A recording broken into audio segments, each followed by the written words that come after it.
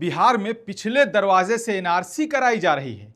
AIMIM chief Asaduddin Owaisi ने कहा कि चुनाव आयोग के पास नागरिकता निर्धारित करने का अधिकार बिल्कुल भी नहीं है।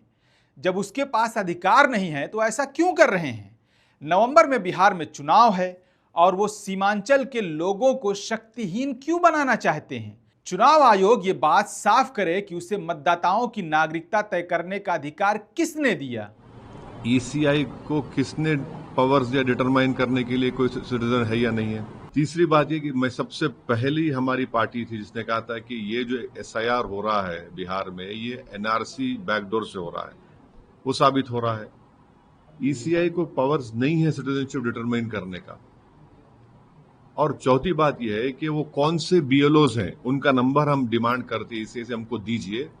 हम अपने पार्टी के लोगों को बोलेंगे जाके इन बीएलओज से मिलिए और हमको बताइए कि कहां पर आपको ये जो नेपाली कह रहे हैं, म्यांमार के कह रहे हैं, बांग्लादेशी आपको मिले हैं। हाँ, पांचवी बात यह है कि आप इस तरह के सोर्सेज जो है वो भारत और नेपाल के ताल्लुक तो खराब कर रहे हैं। रिश्ते होते हैं ना नेपालियों से, हमारे मधेसी लोगों से।